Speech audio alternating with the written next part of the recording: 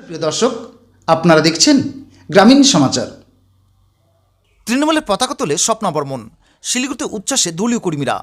আন্তর্জাতিক মানের ক্রীড়াবিদ স্বপ্না বর্মন গত দুদিন আগেই অল ইন্ডিয়া তৃণমূল কংগ্রেসে যোগদান করেছেন। তার এই সিদ্ধান্তে রাজ্যের রাজনৈতিক মহলে যথেষ্ট চর্চা শুরু হয়েছে। ক্রীড়া ময়দান থেকে এবার সক্রিয় রাজনীতির মঞ্চে তার পদার্পণে বিশেষ তাৎপর্যপূর্ণ বলে মনে করছেন অনেকেই।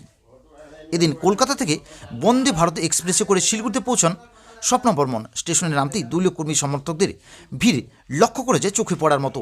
ফুলের তোড়া দিয়ে উষ্ণ অভ্যর্থনার মধ্য দিয়ে তাকে স্বাগত জানানো হয়। সেখান থেকে তিনি যান কানকাটা মোড়ে দলীয় কার্যালয়ে। অফিস প্রাঙ্গণেও তাকে ঘিরে উচ্ছ্বাস ছিল চোখে পড়ার মতো। উপস্থিত কর্মীরা শুভেচ্ছা জানিয়ে তার রাজনৈতিক যাত্রার সাফল্য কামনা করেন। স্বপ্না বর্মনকে দলে পেয়ে তৃণমূলের কর্মীদের মধ্যে নতুন উৎসাহ উদ্দীপনা তৈরি হয়েছে বলেও দলীয় সূত্রে দাবি। ক্রীড়া জগতের পরিচিত মুখ রাজনীতিতে আসায় সংগঠনের শক্তি আরও বাড়বে বলেও আশা প্রকাশ করেছেন নেতৃত্বরা।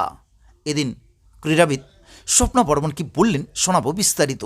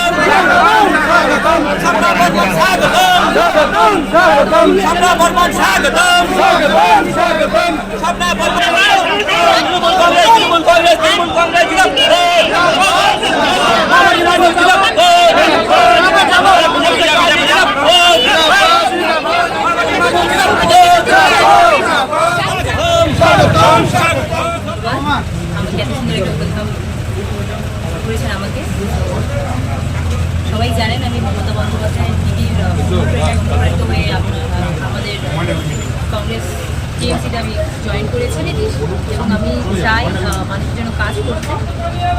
আর বাকি কথা আমি আপনাদের সকলকে ডাবগ্রাম ফুলবাড়ির যে পার্টি অফিস আছে সেখানে বলছি।